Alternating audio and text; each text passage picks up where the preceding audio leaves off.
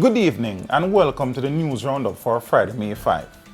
Before we get into the news, please remember to like this video, share your views in the comments, and share the video with your family and friends. Teach them! Always make sure the message reach them! Now for the news in detail. The pilot of a single-engine aircraft that crashed in St. Mary on Friday has died from injuries sustained in the incident. The deceased pilot and engineer has been identified as Dudley Beek. One passenger was on board. Beek was unresponsive when he arrived at the University Hospital of the West Indies. It is reported that the small aircraft was en route from Tinsonpen to Boscobel.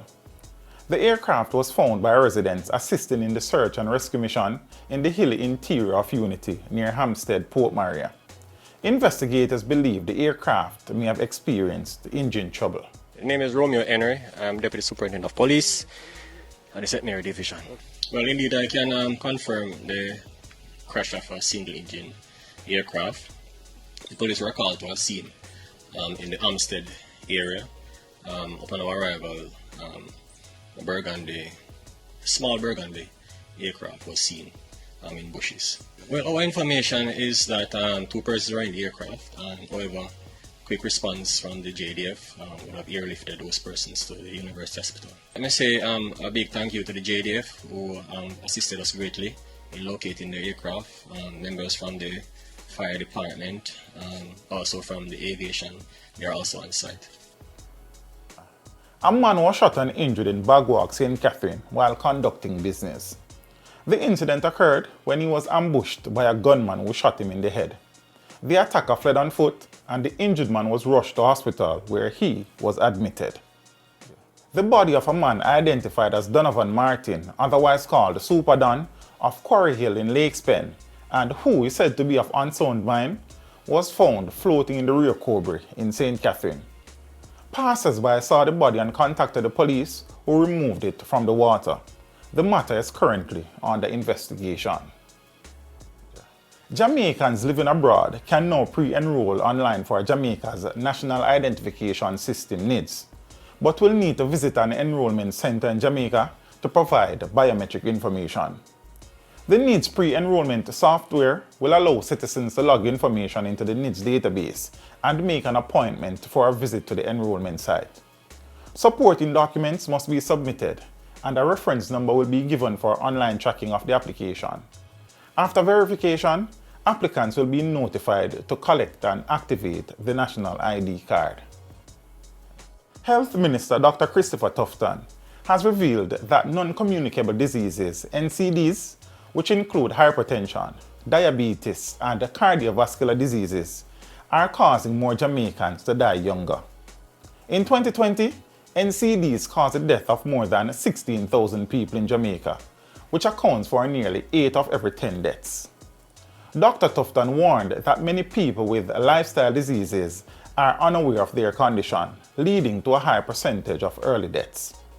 To tackle this issue, each member of parliament will be allocated $1 million to conduct screening exercises in their constituency during this fiscal year. The Hunts Bay police say they are making progress in their investigation of a gun attack on a public passenger bus last month, which resulted in 1 death and 6 injuries. The mother of one of the wounded children was among the casualties. The 2 main suspects have been arrested and charges are expected to be laid based on evidence gathered by the police. The men are also scheduled to undergo a series of identification parades. The incident occurred on April 21st along Spanish Town Road, where 2 gunmen opened fire on a man who was about to enter the bus. The Industrial Disputes Tribunal (IDT) has adjourned the hearing between the Union of Clerical, Administrative and Supervisory Employees (UCASE) and UC Russell until July 17, to allow the company more time to submit its brief. UCASE is demanding better salaries for our workers at bauxite company Windalco, who have been without a new contract since January of 2022. UCASE General Secretary John Levy criticized the delay and called for an urgent review of how the IDT deals with essential services. The IDT is supposed to make awards within 21 days of matters going before the tribunal, but this has not happened in 20 odd years, according to Levy. A 27-year-old woman was doused with gasoline and set on fire by a prostitute who accused her of invading her space in Montego Bay, St. James on a Thursday morning. The woman was involved in a quarrel with the prostitute, which escalated in a physical confrontation, and the accused ran for a container of gasoline, poured it on the victim, and set her ablaze. The victim suffered burns to 40% of her body and was admitted to hospital in serious condition. The attacker is still being sought by the police. A breakthrough has been made in the murder case of Roger Edwards, who was killed on April 14 in Racecourse, Clarendon. The police have charged 22-year-old mechanic Ronald Gordon, otherwise called Termite, with the murder. Mr. Edwards was shot by a group of men while attending a karaoke event. The police say that Gordon was among a group of men who engaged them in a shootout on April 15, during which he was wounded. One of his accomplices, Orlando Davis, also known as OJ, was fatally shot in the same incident. Edwards was pointed out by a witness and charged on Monday after an interview. Bus drivers at Montego Bay Metro Company have been on strike since Monday over a pay dispute. The protest has disrupted the public bus service in St. James, Trelawney, and Hanover.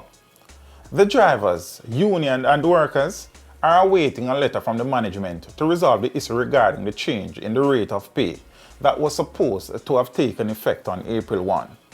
The workers have been promised to be paid at the previous rate while the matter is being addressed, but the letter from management to approve the decision has not yet been produced.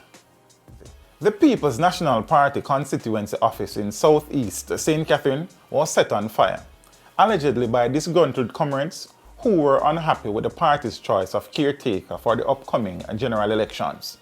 On Wednesday, PNP President Mark Golding named medical Dr. Alfred Dawes as the caretaker for the constituency, despite the fact that Councillor for the Edgewater Division, Alaric Campbell, scored higher than Dawes in an internal poll. Campbell had netted 21%, while Dawes trailed at 16%. Campbell's supporters burned images of Dawes in protest. Health Minister Dr. Christopher Tufton has expressed concern over an increase in the number of Jamaicans dying before the age of 75. He revealed that nearly 60% of deaths in 2020 occurred before the average life expectancy, which he attributes to non-communicable diseases. The current trend suggests a 19% increase in life years lost for the country compared to a decade ago. A British national has been arrested by police at the Sangsters International Airport in Montego Bay, St. James for possession of over 15 pounds of cocaine, with an estimated street value of over $3 million. The man, aged 58, checked in to board a flight to the United Kingdom when the drugs was found concealed in his luggage during a search. He is currently in custody and facing charges under the Dangerous Drugs Act. A man has been charged by the police in Manchester in connection with the fatal shooting in Top Greenvale district in April. Davian Allen has been charged with the murder, wounding with intent, possession of a prohibited weapon, and using a prohibited weapon to commit a felony. The incident occurred at a party where Allen and Andrade Hines got into an argument, and Allen opened fire, hitting Hines and two other patrons. Hines was pronounced dead on arrival at the hospital, while the other two were admitted. Allen was arrested on May 2, and his court date is being finalized. In business, used car dealers in Jamaica are reporting a rebound in sales following a slowdown due to the COVID-19 pandemic. Sales have rebounded to about 70% of pre-pandemic levels due to the confidence returning to consumers and the government removing most of the restrictions put in place to treat with the pandemic. More people also appear to be starting businesses in the transportation sector, which has resulted in an increase in the sale of motor vehicles. The number of new entrants to the used car dealer industry continues to grow, which is seen as a positive sign for the economy. In the region, the Privy Council has ruled that all children born out of wedlock to foreign women and Bahamian men are Bahamian citizens at birth. Up until this point, The Constitution had been interpreted as providing a right to apply at age 18.